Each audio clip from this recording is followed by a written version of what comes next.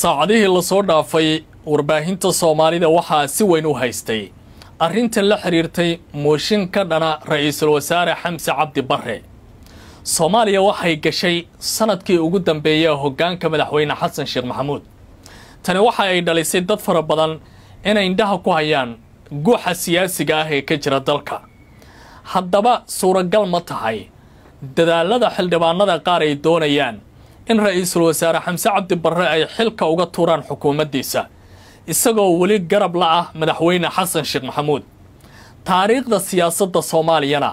madaxweyne gudoomiye baarlamaan iyo ra'iisul wasaare is haysta oo wada jira isla markaana ay midaysan tahay aragtidooda wali ma la riday xukuumadda ay dhisteen ama xukuumadda dalka oo markaasi jirta. dadaalada xildhibaanada mucaaradka ah ay hadda wadaana ilaa intee ayay suura gali doontaa. maxay tahay falsafada iyo dooda ay ku dhisayaan xildhibaanadan arrinta la xiriirta mooshinka ka dhanka ah ra'iisul wasaaraha dowladda federaalka ee Soomaaliya. miisaska mooshinkan lagu karkarinayo maxaa ka socda oo aadan ogeyn. maxay tahay dooda mucaaradku ay wadaan qudhooda aragti ahaan sidee u midaysan yihiin. aragtida mucaaradka ay wadaan ee ka dhana xukuumadda ra'iisul wasaaruhuna xaggee ka timi. barnaamijkan ayaan rabaa inaan kuugu sheego Cabdilcasiis Barrow ayaan ahay dhacdooyinkii ugu dambeeyay ee wararka siyaasadda Soomaaliya waxyaabaha ka soconaya Nairobi iyo dhaqdhaqaaqidii ugu dambeeyay ee siyaasadda ayaan rabaa inaan kula wadaago. fadlan haddii aad ku cusub tahay YouTube-keena ku soo biir oo subscribe dheh. magaalada Nairobi ee caasimadda dalka Kenya waxay hadda noqotay meesha ay iska abaabulaan mucaaradka ka dhana dowladda uu hogaamiye madaxweyne Xasan Sheekh Maxamuud. saacadihii la soo dhaafay waxaa bilaabatay dood adag oo ku aadan arrimo la xiriira mooshinno ka dhana ra'iisul wasaaraha xukuumadda hogaamiye ee Xamse Cabdi Barre. mucaaradka ayaa ka imaanaya jihooyin kala duwan waxaase ugu xoogan xildhibaanada ka soo jeeda Jubbaland ee ka aragtida ah dowladda federaalka ee Soomaaliya aragti ahaanna ku dhow madaxweynaha maamulkaasi Axmed Maxamed Islaam oo sharciyadiisa hogaamineed ay diidan tahay dowladda federaalka ee Soomaaliya. xildhibaano ka soo jeeda Puntland oo siciidani la aragti ah isla markaana diidan siyaasadda Muqdisho taalla ee filla Soomaaliya. xildhibaano ka tirsan qaar ka mid ah xisbiyada siyaasadda oo ugu adag yahay xisbiga Himilo Qaran. dood adag ayaa ka taagan magaalada Nairobi. doodaha ugu adag waxay ka imaanayaan dhinacyada Jubbaland iyo Puntland oo doodoodu ay tahay in ra'iisul wasaaraha ay talada dhaafiyaan isla markaana mooshin la geeyo bilowga bisha soo socota markii baarlamaanka uu furmo in ra'iisul wasaaraha ay xukuumaddiisa la rido. laakiin dhinac kale ayaa iyagu qaba dood adag. Himilo Qaran mas'uuliyiin ka tirsan waxa ay qabaan in marka hore dooda sida loo dhigayo iyo mooshinka qaab kale loo farsameeyo. dhinacan xisbiyadu waxay doonayaan in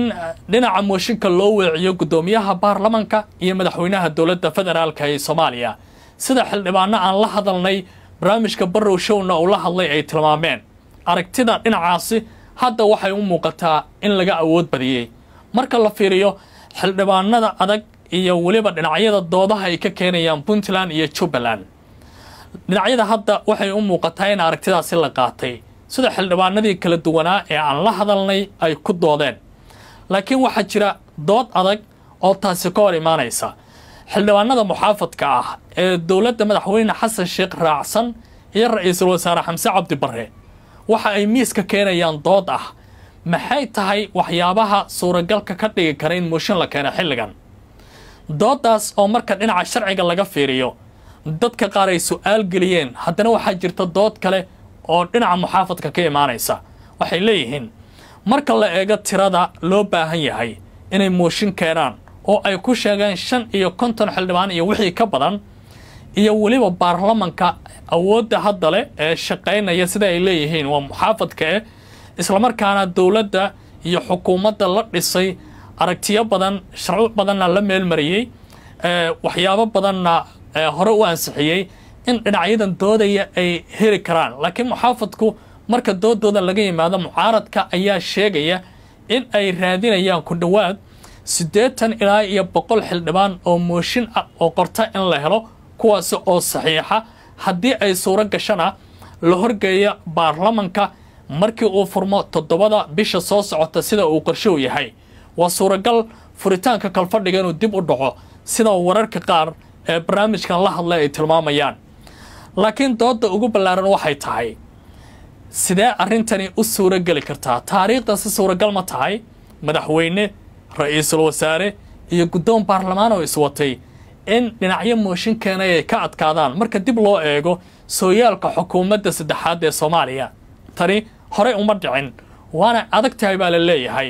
mooshinkan sidii la rabay inuu u meel maro hase yeeshee mucaaradku waxay leeyihiin marka la eego guuxa xildhibaanada mucaaradka hadda ay wadaan waxaa jira xildhibaano kale oo isu muujinaya inay yihiin xildhibaano muxaafad ah laakiin marka ciyaarta baarlamaanku ay timaado ajandahooda uu isbedeli karo marka loo eego ballanqaadyadii hore loogu sameeyay oo qaarkood aan fulin iyo waliba in si on waxyaabo kale ay u xeerinayaan oo xataa gorgortanka iyo dooda siyaasadeed iska dhax arki karaya waa sida hadalku ay leeyihiin xukuumadan haddii la rido midda kale ay iman karaysa ee suuragalka noqon kartaba inay wasiir noqdaan taasina ay keenaysa bay leeyihiin in siyaasaddu ay wax bedesho hadda Soomaaliya waxa muuqata sanadkan inuu u noqon doono sanad adag siyaasad ahaan isla markaana dooda baarlamaanka iman doonta uu ka bedelaan doono 3 sano oo hore baarlamaankan u soo shaqeeyay sababtu waxay tahay gabagabada waqtigooda oo lagu sii siqayo hanaanka doorasho oo haddii la aado ay suuragal tahay in badan oo xildhibaanaha inay kuraasta lumiyaan iyo waliba culays siyaasadeed inay abuuraan si doorashada soo socdo gorgortana ay u helaan isla markaana ay u soo baxaan hase yeeshee maxay doonayaan dhinacyadan ka soo horjeeda hadda xukuumadda ee mooshinka sameynaya marka la eego Jubbaland iyadu khilaaf adag ayaa kala dhaxeeya dowladda federaalka ee Soomaaliya taasina waxay xitaa sababtay in gacanka hadal uu dhaco oo lagu dagaalamo Ras Kamboni qaybo kamid ah gadana la isku gorgoriyo awood ahaan marka la fiiriyo inkastoo wali doodaasi ay meel taalo haddana Axmed Maxamed Salaam Madoobe ayaa doonaya in la ogolaado sharciyadii doorashadii uu ku soo baxay federaalkana ay aqoonsi siiso haddii kale dooda iyo dagaalka siyaasiga uu sii soconayo waa qodobka Jubbaland ay doonayso Puntland bilowgii horeba federaalku way kala furteen Siciidan iyo Xasan Sheekh Maxamuud hore ayay fadhiyadii siyaasadda ugu kala kaceen madasha wada tashiga qaranna dhowr jeer hore waa uu diiday inuu ka soo qayb galo hadda aragtidiisa waa u gooni siyaasadiisana gooni ayuu u wataa inkasta oo dhaliishii badneyd uu meesha ka saaray haddana Puntland waxaad moodaa inay si gaar ah u aamusto marka la fiiriyo siyaasadooda dhinaca xisbiyadu iyada waxay doonayaan in saameyn adag ay abuuraan isla markaana talada siyaasadda wax laga siiyo hanaanka doorashadu ay noqonaysana ay saameyn ku yeeshaan haddii sida ay hadda wax u socdaan ay wax u dhacaan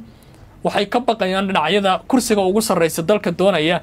in aanay suuragal noqon karin in ay doorashada mid iyaga kamid ah uu ku soo baxo si marka dadka filada jooga hoggaanka sare haya loo gorgoriyo waa in kuraastooda lagu gorgoriyaa taasina ay keentay in mooshinka la abaabulo way adagtahay baa la leeyahay in ra'iisul wasaare Xamse Cabdi Barre xukuumaddiisa la tuuro haddii hadda sida ay wax ku socdaan ay ku socdaan laakiin suuragal ma tahay in aragtida iyo falsafada mooshinkan loo dhigayo wax laga bedelo oo sida xisbiga himilo qaran ay doonayaan oo kale wax loo dhigo haddii ay taasi dhacdo wax badan ayaa isbedeli kara laakiin adiga aan ku weydiiyo mooshinka hadda socda baarlamaankan hadda jooga iyo dooda hadda taagan markaad isku akhriso saddexdaa dhinac suuragal ma tahay in Xamse Cabdi Barre kursiga laga tuuri karo su'aashaasi aragtideed sidaad u aragto qaybta hoose ee commentiga noogu qor waa Barrow iyo Barrow show idin la nabadgeliyo fadlan YouTube-ka subscribe saara